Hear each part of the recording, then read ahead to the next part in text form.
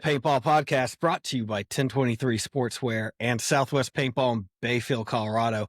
Go out and say hi to John and the boys. I got Malicious with me, Joel and Calvin. Did I say everything right? You're pretty much there, fuck it, you know? But, you know, Okay, fair enough. So the first thing I got to ask, just because I'm curious, is what's with the, oh my gosh, the POTP at the end of the name on Instagram? Any special meaning there? You should answer this. You got that, Johnny. POTP? So, before I was even on the team, these guys are fucking old as shit. So all they do is talk about fucking old movies and old shit back in the day and Electric Blue and all this other stuff. But are we good? Are we good to swear? Okay, all right. Yeah, you're good. But it's from a movie, and when the cops come through the door, they fucking raid the house, and they go fucking pussies on the pavement. You know, tell all those motherfuckers get on the ground. So you know, we roll through and fucking roll through motherfuckers in the matches. We tell that pussy get on the pavement. Feel me? Yep. I love it. That's awesome. That's the best one yet. So how did you guys get to be on the team? And Calvin, you want to go first? Then Joel, you want to swing in after? So, how I got on the team. I've always been like a local warrior. Like I played the local events. I'd cycle in and out of paintball, and I never really took it to that national level. And I knew Truck Stop, our coach, for like years, since I was like 13 or 14 years old. I'm 26 now. And when I was like 24, I saw that Malicious was having a tryout for locals and for the NXL team. At the time they were D2. And I hit up Truck Stop and I was like, yo, I'm trying to like send it to the moon. I'm trying to go to the national squad. I want to come back full-fledged and like give this shit a shot. It's like my dream since a kid is like always like to play pro paintball. It's like this is one of the only local opportunities to do it. In the Northeast, it's us and PMOB. I mean, you could consider Revo, Tauntauns, another Northeast team, but I don't really know where they practice. But yeah, man, I hit up Truck Stop. He goes by, his real name's Adam Rand, and I went and tried out and played with the local team, Division 3, for like 3/4 of a season. And then when it came to NXL Chicago 2024, I hopped on the D2 national line with the boys, and we ended up winning the event. So that was pretty sick. Like my first D2 national was a win, but yeah, man, it was a bittersweet way to join a national team, and that's when me and Johnny started playing together, like, you know, on the same line and stuff. Yeah. So Johnny, how'd you join the team? My story's a little different. I fucking I was on this team called Northern Storm, D4 team, first team I ever played on, and we didn't have our coach. He kind of retired, went away from the game, so we needed a coach, and my boy Thomas Turk, shout out to Thomas Turk, hired a Truck Stop, aka Adam Rand, for a carton of cigarettes. So he coached us for the event for a carton of cigarettes, and I had like an okay event, and Adam was just like, yo, he was like, you're coming with me, and I was like, all right. And then fucking I started going to Connecticut with him, Tony, and all the boys. They teach me up, and they made me into a little killer, dude. Ever since I've been with the team. That was like 4 years ago. So nice. So yeah, what was the driving force in between going to semi-pro this year? Say that again. What was the driving force to push you guys into the semi-pro division this year? So we were contemplating going up to semi-pro in 2025. We decided to stay back and play Division 2 and try and take the division. That didn't really go according to plan. We did well. I think we placed 5th or overall, or after World Cup might have been 4th. And then at that point, all of us ranked out of Division 2. So the driving force, I guess, was all of us ranked out. Okay, fair enough. Yeah. Yeah. I didn't know if it was part of an overall plan. It sounds like the plan's to go pro, boys. Yeah, for sure. And that's the like long-term vision, trying to grow the team around the youth. We got Johnny. We just picked up kid Ryan Cotter.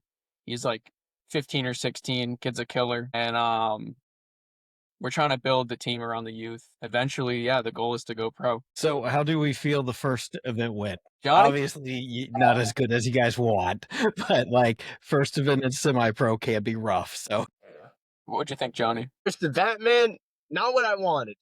You know, I don't just go to events to fucking be satisfied. I go there to win. You know, that's my initial goal every time. But honestly, the way like we did have some circumstances come like very last minute.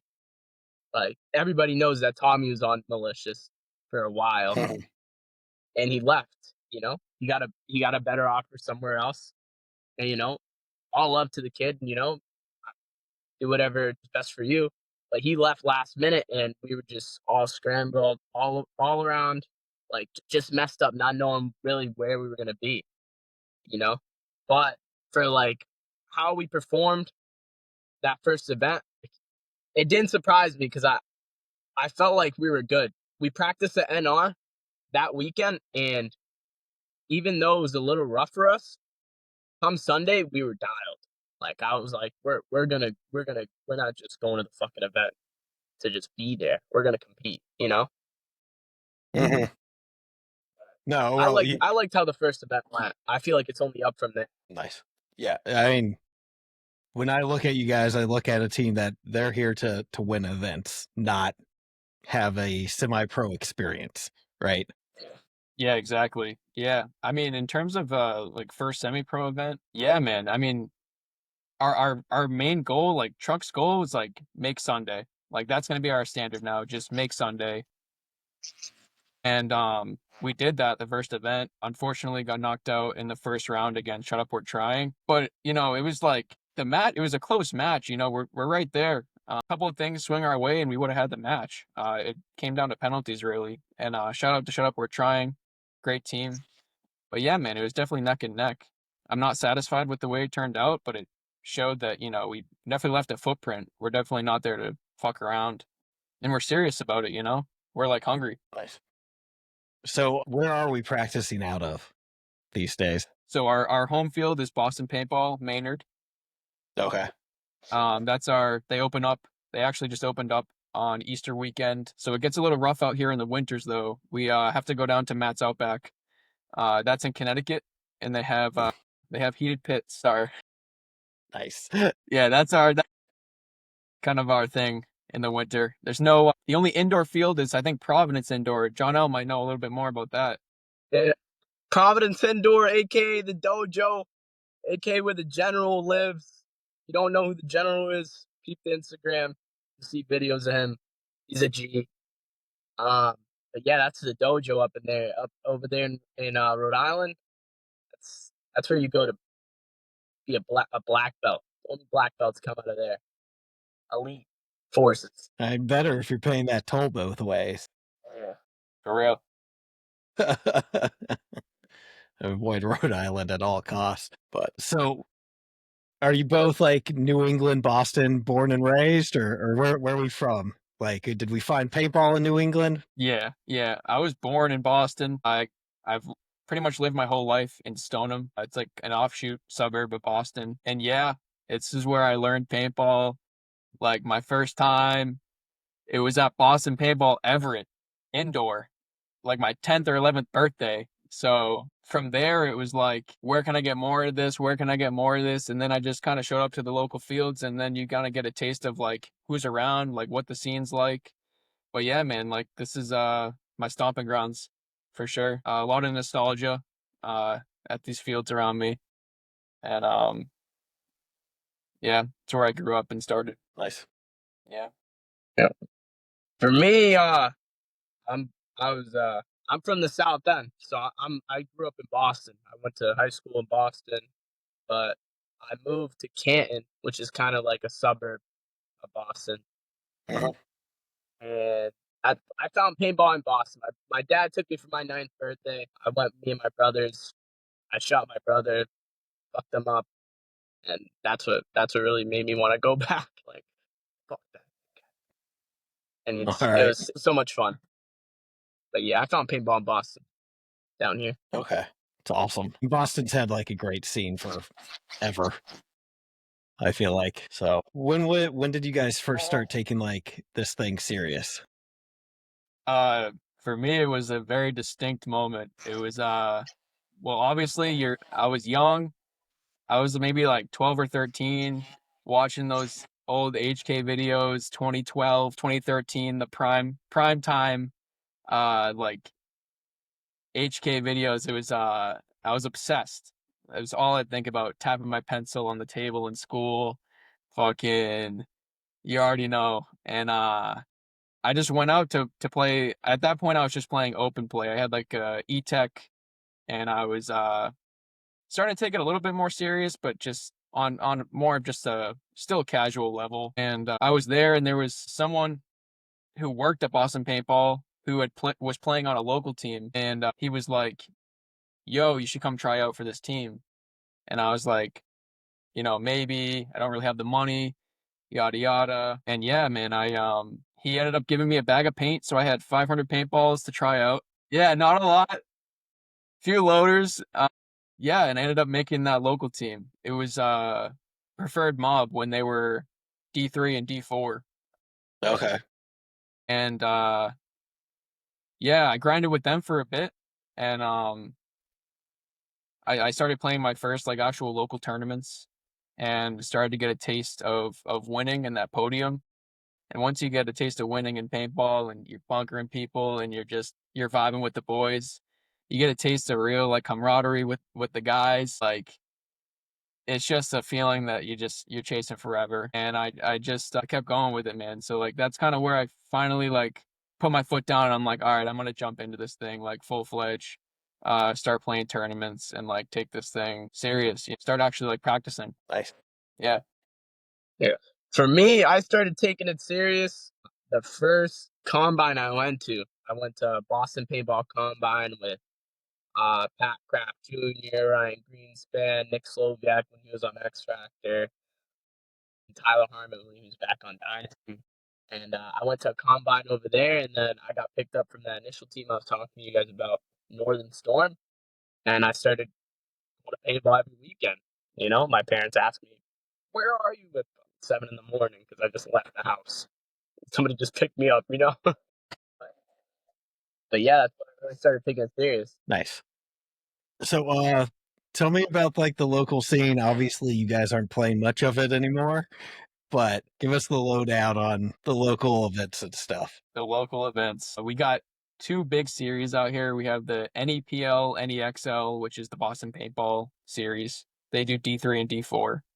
And then there's OPS that also does D3 and D4, but that's out of Matt's Outback. Matt's Outback attracts, like, Matt's Outback teams usually like stay at Matt's Outback. Boston Paintball teams kind of stay at Boston Paintball. The Outback attracts a couple of Canadian teams somehow. I don't know how. But yeah, man, I don't know. It's weird. Like, people, like the local scene around here, people stay in their corners, man. Like, teams will stay at one field, they won't come to others really, and they get comfortable kind of playing the same teams every weekend, which can kind of be a struggle. There's not a ton of teams, so like it'd be nice if there was like an epicenter of where everyone's practicing, and like you get different looks and this and that. But yeah, a lot of the time it's like you're seeing the same teams every weekend at the same field, so it can get kind of repetitive. And yeah, there's like an influx of Division 4 teams, I would say. Not a ton of D3 teams, right, Johnny?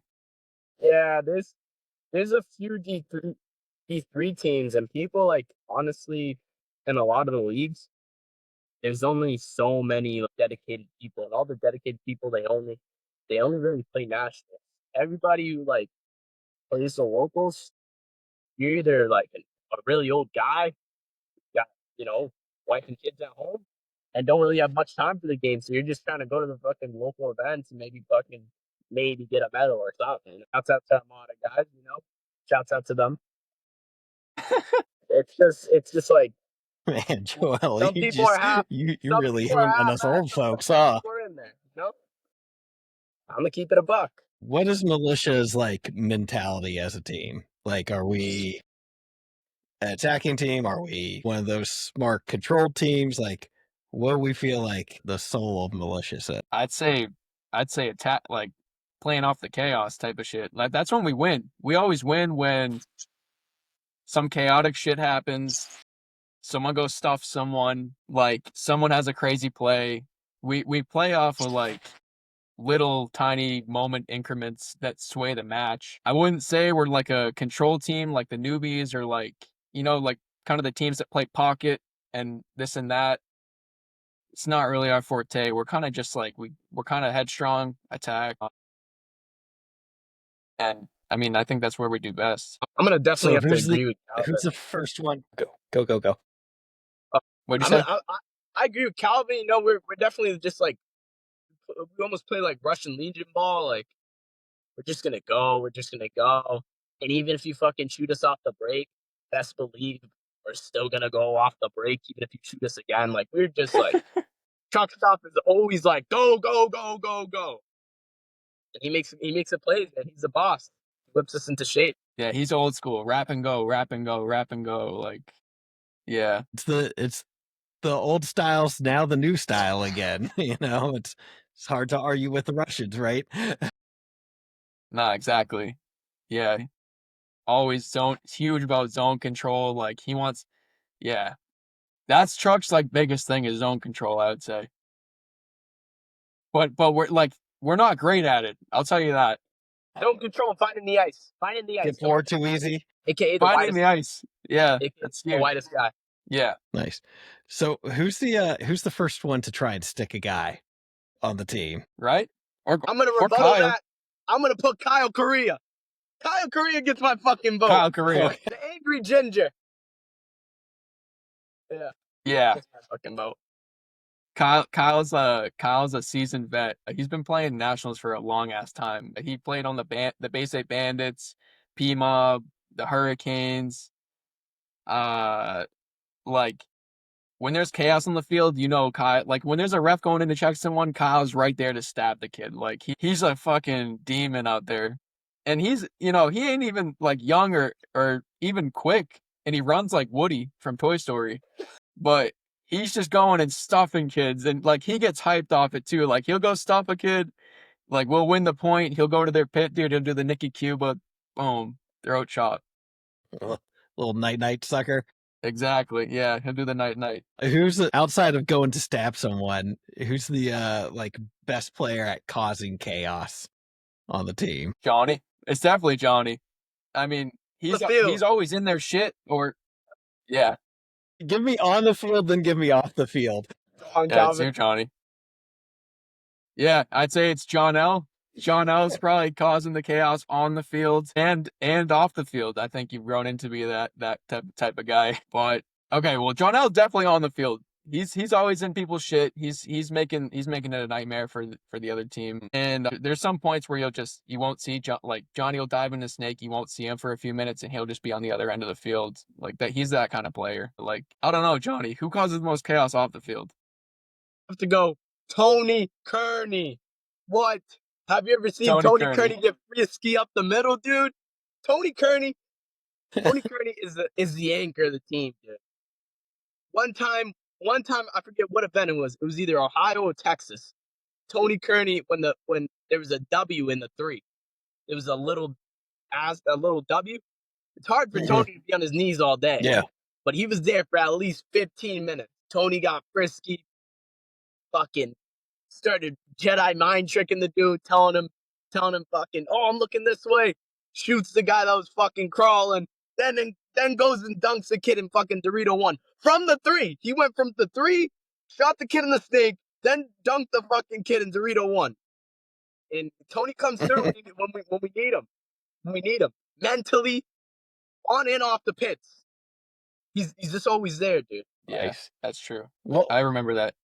Take me through the guys real quick. Give us a little snippet about each one. You got that, Johnny. Okay. We got a few guys on the team. I'm gonna start off with Ryan because he's kind of new. He's a quiet kid, but I can tell he's a cool kid. Like he's definitely cool. I don't know. I posted a picture of us 4 in a like on my Instagram. Fucking 3 bitches slide up on my fucking story asking about him. I'm like, bro, what about me? Fucking, I'm like, yo, come give me some love. But he's cool. He's cool, bro. He always means well. His dad's fucking cool. Paul, coolest guy I know. Team dad. Team dad all the way. Like pods, making sure we're in the right mind state. Super, super duper cool. So we got Ryan. Then we got Cliff Jones Jr., a.k.a. Prince Bond. Fucking all around great dude. Fucking works with the military, super duper top secret shit. Probably the type of guy that literally knows everything and does everything. Fixes fucking bikes, fixes cars, fixes guns. Fucking can literally, if you ask him, he's like chat GBT. You just ask him a question, he knows the answer. Fixes up a DM to your girl. Yeah, exactly. Fucking, that's Cliff. Then we got King Bond, which is Kyle Correa. Bay State Bandit, triple, quadruple OG in the game. Sleeps like a fucking mummy. Just like that. Fucking only eats to stay alive. Doesn't like food. Fucking super duper cool, dude. Fucking, what else? Fucking machine. He's a machinist. And if we lose a point, get away from him. He'll fucking punch a hole through the fucking table. But that's Kyle Correa. We got Tony Kearney, fucking the glue of the team, fucking quintuple OG, fucking used to play pro way back in the day before I was alive. So he told me, so we might have to double check on that one. Super duper OG dude, ultra party animal. My party days, I aspire to be like him. Glasses, shirt. You'll see it on the Instagram if you look deep enough. Super cool guy. Then we got Truck Stop. The 18th birthday king. Loves to go to parties, bro. Fucking complete animal, bro. Half the shit I can't even say on here, but he's just no Truck Stop gets down, dude. He gets down. He's that guy. He's super street smart. He's the type of guy to know exactly where his zippers are on his backpack. So like if it's fucked with. Okay. Yeah.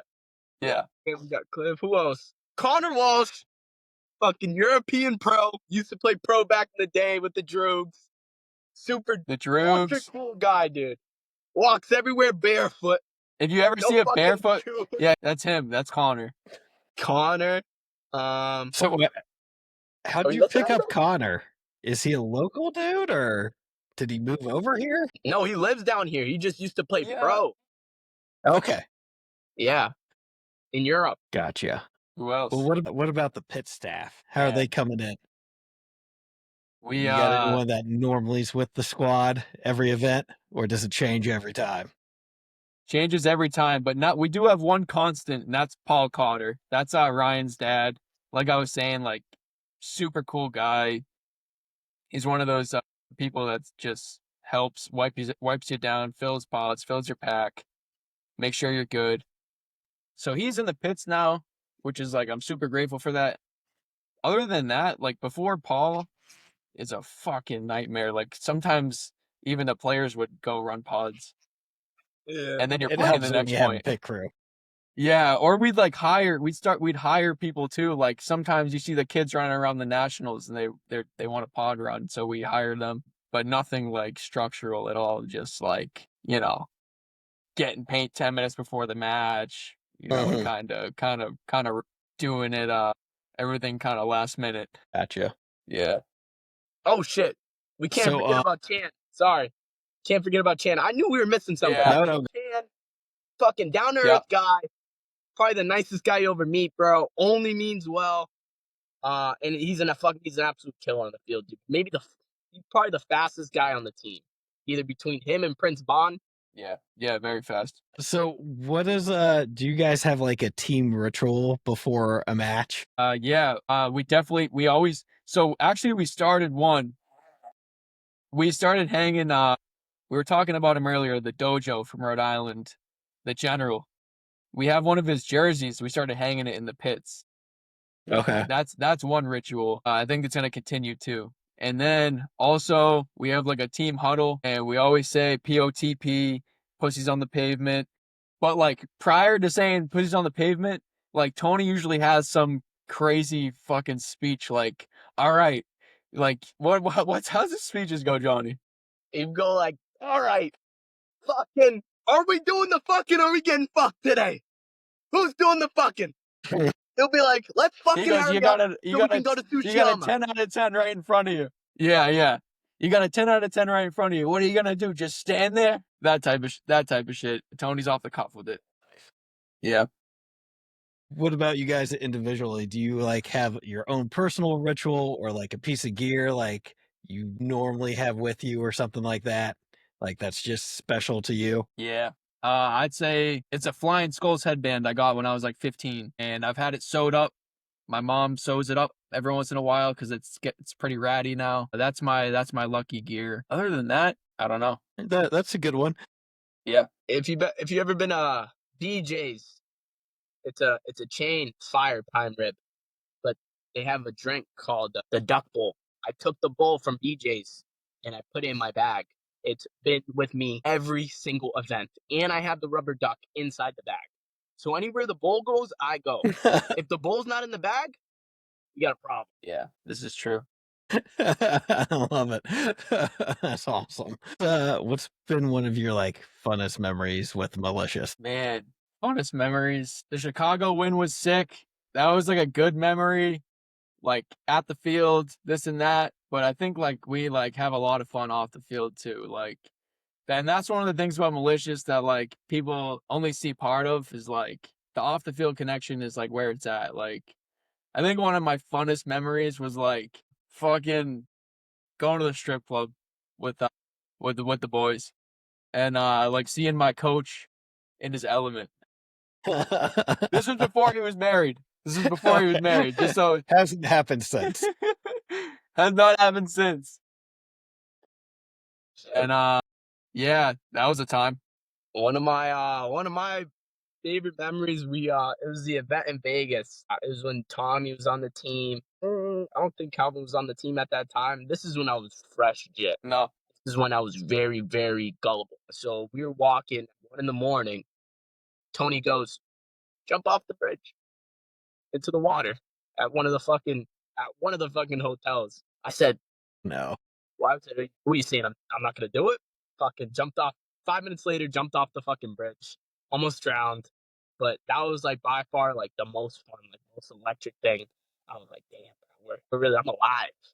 And that's what I love about this team. Like every time we go out or every time we're like having fun or like at the field or just anywhere, I feel like so alive. Like I feel so like it's like an escape from reality, an escape from the nurture. Yeah. You know? Nice. So what's the move when the team's traveling? Where are we heading for dinner? Or are we cooking? And if so, who's cooking? Zero cooking. Zero cooking. Tony's got it mapped out. It's pretty much Tony's say. He does let us choose sometimes. He lets Johnny get the occasional Chipotle. But usually it's Tony, or he'll audible someone to just pick somewhere. But yeah, nowhere. I don't know if we've ever cooked, right, Johnny? Chicago, Billy Bob I think he bought 20, I forget how many pounds of meat, but there's a few pounds of meat. His sister was in town. She cooked some tacos, but that's when me and Kyle Korea were having a sleep off. So I was mad at him, so I started sleeping. You know, whoever could sleep the most won. So I only got to have a few tacos, but yeah. Occasionally, we were a big Sushiyama team till we all got food poisoning, got fucking sick. But we were a big Okay. Sushiyama team. Yeah. Fucking buffet. Fire, dude. As much as you can eat. Yeah. All you can eat sushi. Nice. Yeah. And then like one time You're we went there risk and then there. like, yeah, risk. Yeah. There's like 3 guys like just shitting water. No. Jesus. It's not good in an Airbnb. Nah. So what's the move after practice? After you guys are done with like a double double weekend layout prep? Where are we going for dinner? I think now that Johnny's got some more pull, I think it's Chipotle. I think that's the audible. I think after a double session, Chipotle. What do you think? If it's my say every time, Chipotle. Fucking extra rice, beans, chicken. That's it. That's all you need. But if we're at the Outback, we're going to Hops 44. Hops 44 is tried and true. We've been going there for years. And if we're at Boston Paintball, we got a few spots down there. We got a few spots, but I like the tavern. Aviva Trattoria. Yep, Aviva. Yeah, there we go. Aviva Trattoria. Get the fucking green trees. Get the green shit on top of the fucking fried cheese. Fire, dude. They just put some fucking green shit right on top of the fried cheese. Dude.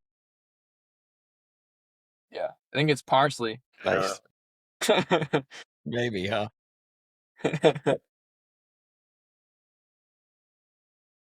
Yeah, sorry. So it sounds like you guys travel a little bit. Are you moving around the New England area, going to mats and stuff for practice too, or are you guys staying at Boston? I think for the majority of the season, we're at Boston. It depends though, because like we're trying to draw teams in right now to get a layout practice for the upcoming event, and it's hard, man. It's hard to get teams to come to your field, and yeah, like so sometimes we got to travel, especially the off season, like the 3 weeks or like the month before Tampa, we went down to Legacy in Tampa to practice. We went down to NR in Baltimore, and then we went to Battle Creek in New Jersey. It's like 3 weekends, pretty big weekends of travel. Yeah. Just for competition though. And now that like the season's kind of settling in, we're shooting the practice paint at Boston. We're trying to stay more local just to kind of ease up on the pockets a bit on the travel and try and draw some teams in, man. But it's tough. Yeah. Well, I mean, even in our it's like 8 hours from you guys. Yeah. That's a pretty big trip. Obviously, Florida's a big trip too. Yeah. So my buddy G Lilly just released one of your games and said you guys had the best jerseys in paintball. So who came up with the jersey concept? That was me and Tommy Greenleaf. Okay. We were driving to practice one day and we were like, dude, our fucking jerseys are horrible. Like we got a Malicious logo. It's got like blood dripping from it. I'm like, dude, this looks like it was made in Microsoft Paint. And we were just thinking like, how can we spice things up? How can we get some traction for the team? And we ended up like thinking about maybe a Modern Warfare 2 camo, maybe like something Call of Duty. And then we were eventually just like, boom, we're gonna do the MW cover. Actually I have it right here. So yeah, this is what we were rocking in Tampa. Yeah. And we actually we're doing another run of them right now. We did one run and sold some, but we're gonna do another run coming up to try and sell some jerseys to get some funding for the team. Okay. Yeah. So where can people go and get those? They can get them. Hit us up in the DMs on Instagram at malicious_POTP. All right. So yeah, I've literally seen your jerseys all the way down to Georgia. So people are buying them. Yeah, for sure. There we go. So are we gonna stick with that concept for the year, or are we breaking out a new jersey every event? We got something cooking for the second event. More a little more simple. I'm not gonna reveal any secrets just yet. And then I think the third event we're gonna hit pretty hard, but we're gonna keep it classified for now. Okay. Yeah. So one of the questions I like asking people is my Andy's Taco Shop question. Financing is available. What's the unicorn gun, guys? Like, what's the one that like either got away or the one? Maybe you got it. Maybe you bought it. There's some guys that bought it. But what's the one that you want to get and you want to keep? I think for me it's got to be the unicorn Geo, like the SL91. Oh, okay. I think they made like, I don't know how many they made. I know they sold them on eBay back in the day. They auctioned them or something like that. But a Geo 2 has always been like super nostalgic to me. like that era of paintball is like my favorite to watch. Yeah, if I had an SL91, I'd like keep it on the wall, and obviously I'd shoot it too, but it's like my grail. For me, it's got to be Tony's gun, aka a scout. Just dude, it was the LV2. I love that function of the bolt. Just being able to see it. Fucking gets me going. Yeah, that gun just before it was put through the put through the mud. Fucking Tony just threw it in the back of his car and fucking stays over there for fucking few months, bro. Yo, it was perfect. When she was loved, it was perfect, dude. When she was getting constant treatment, constant fucking oiled up, dude, it was shooting. So, bro, when I tell you like ball, like lasers, like it was getting so it was. I don't even want to talk about it. I miss it so much. Hey, some guns just got it, right? Like some are better than others for whatever reason. So you guys had to redesign paintball. What are you changing? What are you keeping? What do you want to see format wise? I think for me, I want to see the dead box again. I want to see like people like that was a whole ass thing that like just got left in the past. I'm like, dude, why are we? This was sick, dude. Like that was like that kind of paintball, like where kids are coming out of the dead box and they're just getting torched or they're torching someone. Like that's sick, man. And like I don't know. I guess yeah. I mean, if like it's kind of that kind of thing is kind of lost now. You just get a penalty and then your team's fried out there, and then you're just back in the pits. It's like, nah, I want to reap some consequence. I want to be in that dead box and fucking come out swinging. But yeah, that's it for me. For me, it's got to be more cheerleaders, and I feel like if we Ah, get a few more cheerleaders going, dude, it'll bring a couple more eyes to the game. Maybe you should recruit some Boston cheerleaders to follow Malicious around. we're It working on will it. be. You know, we got a couple videos, a couple cheerleaders wearing malicious hats. We got a few. I wouldn't call them cheerleaders, but I'll call them, they're leaders. They're something. Something. Cool. That's awesome. I totally skipped over like what positions you guys played. Yeah, sorry. What positions do you play? Like, what's your individual role on the team? We've talked a little bit about it, but lay it out for us. Yeah, I play front Dorito usually. Yeah, and going into semi-pro, my role's kind of shifted. I play the one or the two over there. It really depends on the stack or how we want to do things over there. But yeah, one or two on Dorito side. Yeah. Pretty much the same for me. One of the two snake side. Now that we implemented Ryan's kind of more the one now, and I'm kind of like just playing behind him. Or like if we do switch it up, I'll play the one and Ryan plays behind me, or I'll play the one and Korea plays behind me. So like if we're really all like all around team, like we're very dynamic. Like anybody can do anything. All right, nice. It's always good to have the squad be well rounded. Yeah. But what is something? Tell me something you think people need to know about Malicious that they don't know. That's a great question. I don't know. You go first, Johnny. If people haven't seen the Instagram already, bro, we have too much fucking fun. Like we're like I think I haven't laughed. So I've laughed so much just being with the team, just like busting balls, dude. All I do is fucking clown on truck stop and clown on fucking Tony and just fucking make jokes, dude. Like whenever me and Tony and Truck go to a store, him and Truck are always like husband and wife, and I'm the kid. So like we'll make shit awkward all the time at fucking stores. They'll start arguing. I'll be like, Dad, stop. We have too much fun on the team, man. It's like it's too fucking funny, dude. Like way too funny. Yeah, that's fucking true.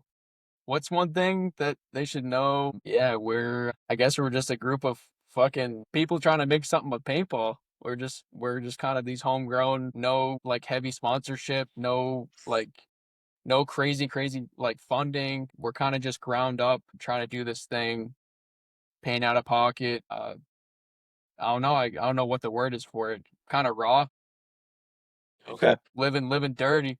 No, ain't washing gear and shit. Fucking just doing this shit. Yeah. Doing it dirtbag style, huh? Dirtbag style. Hotel room stinks. Fucking Chuck's smoking butts in the hotel. Fucking, it's With the ashing on door the toilet open. seat. Truck stop. So it's really not truck stop's fault, The room wouldn't smell like butts, but he can't really smoke cigarettes in the bathroom with the door closed because he's claustrophobic. So he has to have the door open and smoke butts. And then Kyle Correa needs to hit the dab rig. He needs to hit the dab rig at least 5 times a day just to be normal. He doesn't even get high anymore. It's just to be normal, just to be Kyle Yeah. Correa. It's He needs just, to hit the rig. That fucking rig hits, dude. That shit would have you out. For some people, it's medicine, right? It actually works. I know this is probably putting you on the spot a little bit, but what are your top 3 players from New England? that's a great question. Top 3 players from New England. Let's see, man. It can be past, present, whatever. It's got to be probably Nick Laval. Who else? Let me think of the 3, and then I'll spew it. Do you have anyone in mind, Johnny? Of course, I have my 3 already, bro. I'm going. Okay, Johnny, go then. I'm deferring away from the pros, man. They get too much love. Yeah, you know what? Fuck it. Nick Laval. I've yet to see Nick Laval and Billy Bernaccia at any of the local fields, and I've been going to those fields for 4 years. I know those are they've been doing it for years. They've been doing it. Damn, man, come pop your head in. Fucking I only see Harrison Fry, and I'm sick and tired of seeing him. Yeah. But my top 3 in New England, I'm gonna have to go the General. He's brought so much to the. Yes. He's just overall like always a vibe. Always at the field. The General, we were at Battle Creek. The General went to the Outback thinking we were going to the Outback. He turns around and drives to Battle Creek to come see the boys. Just to play 1 point and shot a split in his face. Yep. He got diced up by the General. Honor. I would love to get diced up by the General. But the General's number 1. I gotta go Noel. Noel, Chunks knows him. Noel's brought a lot to the game too. Has trained up so many little ninjas and it's inspired so many people to fall in love with paintball. Because it's really a challenge to fall in love with paintball.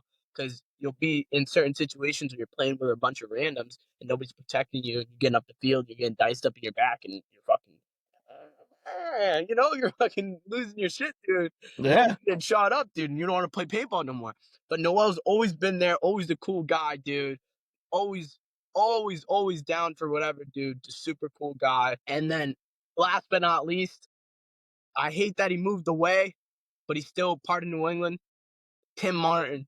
Tim Martin was the coolest guy ever, bro. Coolest guy ever. Fucking, he had an incident with Tony one time. He put fucking paint in the humidifier. And Tony fucking threw the case of paint in the fucking air. Started going ballistic. Cussed him out. Not a fucking frown on Tim Martin's fucking face, dude. Not a frown, dude. Fucking happiest, jolliest guy. Fucking went back in the Outback, bought 2 more cases, and fucking went down the field and ran the stink every fucking point, dude. Guy's a G, dude. Resilient. Those are people on my list, top of my fucking list. Resilient fighters. Guys who go to the dojo. Who fucking love the game more than the pros, They dedicate more time, but they have more love for the game, dude. That's my tier. That's my 3. Yeah, that's valid. All right, now that I got, that's such a good point, Johnny. Like, that's my top player's got to be Truck Stop. That's got to be number 1. Truck Stop, that. old school. He's hunching in the bunker, like he's holding the zone. He's holding the zone. And he's one of those people too. When he gets out, he's so old school. He goes like this. He does like the wave outside the bunker. Yeah, Truck Stop's my number 1. Number 2, another guy that moved away, but super cool, and he's young like Johnny and I, and he's taking it to the next level is Jameson Stanton. Okay. He's on Russian Legion now, and he's just he's cool as shit. Super humble. He's always friendly at events. Like nothing got to his head. He's just he shoots it straight with you and stuff. Third favorite player. Fuck, man. Who are we thinking? Maybe I'm racking my brain. Maybe Brennan. Like that. Yeah, Brennan's we played on the local team together. He's kind of moved away. He's playing D2 Nationals now, but he's let's just say he's a organized disaster. Yeah, man. Shout out Brendan Klimchek. Nice. I like the direction you guys went with it. Well, boys, let's start wrapping it up, I guess. Shout out who you want to shout out, thank the sponsors, yada, yada, yada. Word. Yeah, shout out Boston Paintball, Twister Paintball, GI Sports. Those are our sponsors. Shout out to Truck Stop TK.